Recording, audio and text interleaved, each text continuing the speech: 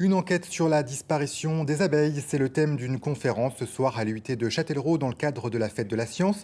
Nous allons en parler avec notre invité, mais d'abord le rappel de la situation dans notre région avec Marie-Ange Cristofari.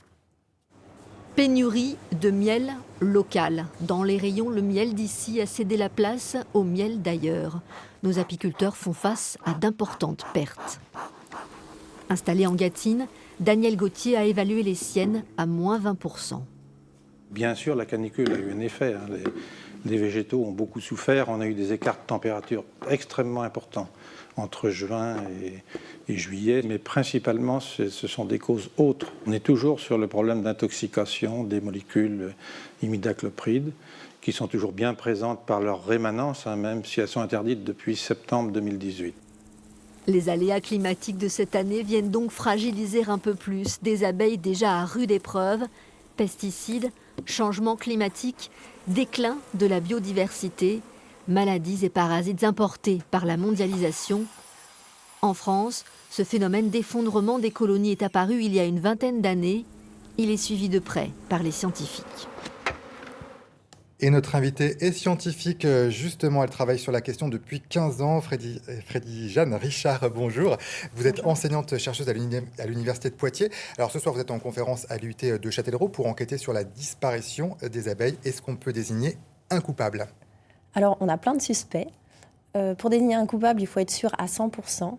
Et l'objectif de la conférence, ça va être de montrer pourquoi, justement, c'est difficile de trouver un suspect à 100%. Parce qu'il y a plein de facteurs qui vont rentrer en ligne de compte. Et la biologie de l'abeille, c'est quelque chose de compliqué. Mais il y a quand même un suspect numéro un. Alors moi, je pense aux pesticides, bien sûr. Oui, moi aussi.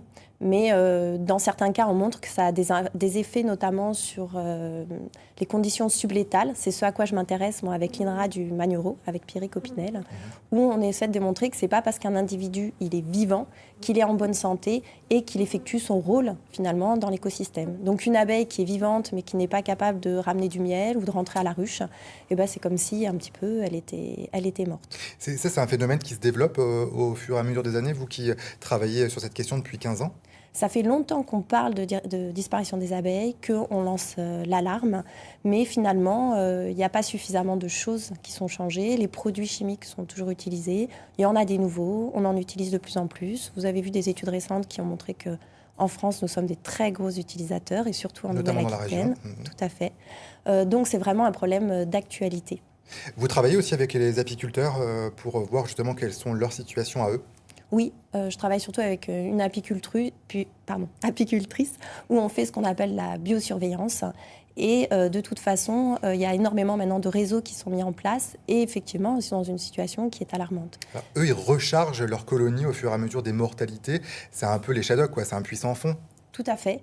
Ce qui n'est pas le cas, par exemple, des espèces sauvages que l'on ne recharge pas et qui sont livrées à elles-mêmes. Et là, c'est vraiment le problème, parce que ces abeilles qu'on ne recharge pas, elles ne profitent pas de la biodiversité. C'est bien ça le vrai problème avec les abeilles.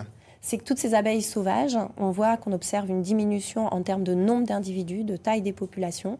Et là, il n'y a personne pour les aider. C'est exactement ce que vous dites. On ne peut pas ramener à chaque fois des individus.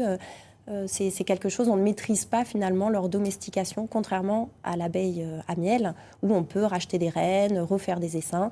Et donc c'est pour ça qu'il y en a finalement toujours. C'est parce qu'il suffit d'en racheter l'année d'après et d'en remettre. En 2 mots, est-ce que vous êtes confiante pour l'avenir pour les abeilles ? Ça dépendra de l'orientation de notre société.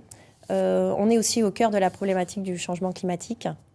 Donc, en tout cas, il va falloir prendre une décision rapidement. Ouais, c'est des questions effectivement fondamentales. Merci beaucoup à Jeanne Richard. Vous serez en conférence ce soir à 20h à l'UIT de Châtellerault.